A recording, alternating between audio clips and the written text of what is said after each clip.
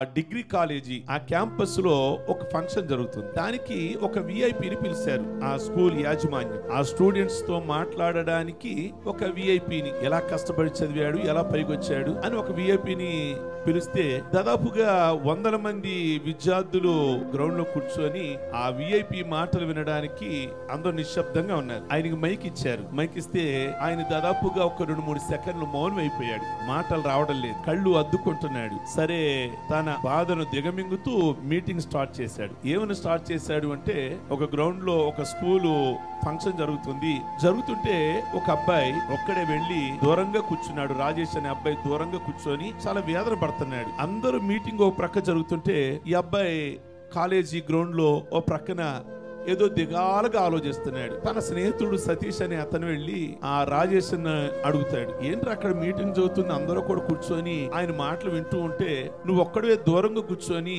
బాగా డల్ గా ఏంటి ఆలోచిస్తున్నావు అని అంటే అతను అంటాడు, అవునరా, మా నాన్న నాకు శత్రువు అయిపోయాడు. మా నాన్న ఉన్నంత కాలం నేను హ్యాపీగా ఉండలేదు.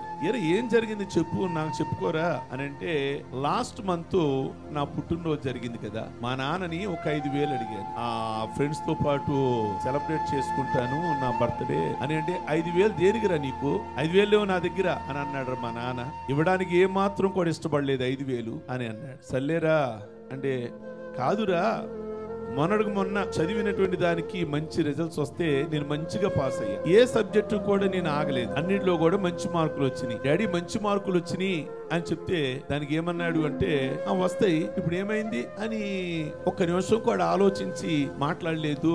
అసలు నేను సంతోషంగా ఉండడం అనేది మా నాన్నకు అసలు ఏమాత్రం కూడా ఇష్టం. మొన్న అడిగాను, ఒక బండి కొని పెట్టొచ్చు కదా నాన్న అంటే, బస్సులో వెళ్ళొచ్చు కదా కాలేజీకి, బస్సు దిగి చాలా దూరం నడిచి వెళ్ళాలి నేను అని అంటే, నడిచి వెళ్ళాలి అని అన్నాడు. ఎంత షేమ్గా ఉంటది డాడీ నడిచి వెళ్ళాలి అంటే, నడిచి వెళ్ళాలి అని అన్నాడు. పరిస్థితిని అర్థం చేసుకోలేడు. డబ్బులు లేవా, బండి కొనిపెట్టే డబ్బులు లేవా. మొన్న డిగ్రీ చదువుతున్న నేను, ఎవరో చెప్పారని మా ఫ్రెండ్స్ సిగరెట్ కాలుస్తున్నానని వచ్చి ఇష్టానుసారం కొట్టేశాడు నన్ను.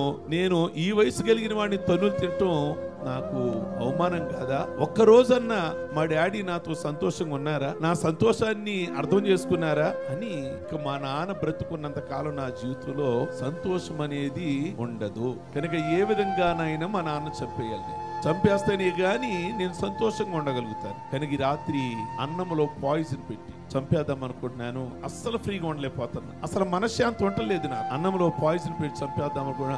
అలా కాదు వినరా అంటే, నీకు అర్థం కాదు, నువ్వు ఉండు అని గ్రౌండ్ నుంచి ఇంటికి వచ్చేస్తాడు రాజేష్ అని. వస్తే ఇంటికి వచ్చేసరికి ఇంటికాడ తలుపులు వేస్తున్నాయి, వాళ్ళ అమ్మా నాన్న లేరు. ప్రక్కన వాళ్ళని అడిగితే, మీ డాడీకి హార్ట్ స్ట్రోక్ వచ్చింది, మీ అమ్మను ప్రక్క వాళ్ళు హాస్పిటల్ కి తీసుకుని వెళ్ళారు అని అంటే, ఐసీలో పెడతారు. గబగబా రాజేష్ వెళ్తాడు. సార్ అక్కడికి వెళ్ళి నుంచుంటే వాళ్ళ ఫ్రెండ్ వాళ్ళ నాన్న బాగా స్నేహితుడు ఈ అబ్బాయి దగ్గరికి వచ్చి, రాజేష్ దగ్గరికి వచ్చి అంటాడు, పర్వాలేదులే, మీ డాడీకి అంతగా సీరియస్ ఏమీ కాదులే అంటే, ఈ అబ్బాయి అనుకుంటాడు, అంత సీరియస్ కాపోవడం ఏంటి, అంత సీరియస్ అవ్వాలనే కదా నేను ఇక్కడ అనుకునేది, అంత సీరియస్ కాపోవటం అనేది ఏమిటి, మా డాడీ చనిపోవాలి, నేను ప్రశాంతంగా నేను బ్రతకాలి అని చెప్తూ వాళ్ళ నాన్నోళ్ళ ఫ్రెండ్ ఈ అబ్బాయి మీద భుజం మీద చెయ్యని చెప్తుంటాడు. మీ నాన్నకి నువ్వు అంటే ఎంత ఇష్టమో తెలుసారా రాజేష్, మొన్న లాస్ట్ మంత్ లో పుట్టినరోజు అంట కదా నీది, 5,000 అడిగావంట కదా నువ్వు, నీతో లేవని అన్నాడంట కదా 5,000. ఎరా ఎందుకు ఇవ్వలేదురా అని నేనంటే, మీ డాడీతో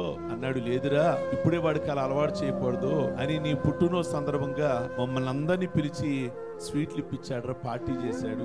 ఎంతసేపు నీ గురించి చెప్పడం మీ డాడీ. మావోడు అలా, మావోడు ఇలా, బాగా చదువుతాడు మావోడు, కాలేజీలో మంచి మార్కులు తెచ్చుకుంటాడు మావోడు చదివినట్టుగా ఎవడో కూడా చదవడం అని మీ డాడీ ఎంతసేపు మాకు చెప్తాడురా. ఆ రోజు పార్టీ ఇప్పించాడు, మా అందరికి కూడా భోజనాలు ఇప్పించాడు, నీ గురించే చెప్తాడురా అని అంటూ, బండి కొనిమన్నావంట కదా నువ్వు, కొనివనరా అని అన్నాడంటగా. అప్పుడు చెప్తున్నాడు, కొనివచ్చు కుదరా, మీ అబ్బాయి కొనివచ్చు కుదరా అంటే, మీ డాడీ చెప్తున్నాడు ఏమనంటే, కొనివ్వడానికి నాకు 1,00,000 రూపాయలు లేక కాదు, వాడికి కష్టం ఏంటో తెలియాలి. రేపు రోజున వాడికి ఇవాళ బండి కొనిస్తా సుఖం ఏంటో తెలుసు. రేపు కష్టం వచ్చింది అనుకో, నా కుమారుడు తట్టుకోలేడు, నిలబడాలి అంటే వాడికి ఇవన్నీ కూడా అలవాటు చెయ్యాలి. అప్పుడు నా కొడుకు రాడు తేలిన వాడుగా ఉంటే నాకు హ్యాపీ, అంతే తప్ప నాకు 1,00,000 లేక కాదు.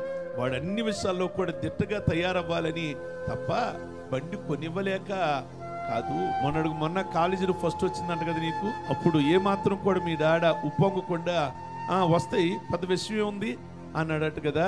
మాతో చెప్తున్నాడు మీ నాన్న, నా కొడుకు ఇలా మార్కులు వచ్చినాయి, అలా మార్కులు వచ్చినాయి అని చెప్తున్నాడు. కనుక నువ్వంటే చాలా ప్రేమ, చాలా ఇష్టము అంటే కొడుకు రాజేష్కి అర్థమవుతుంది.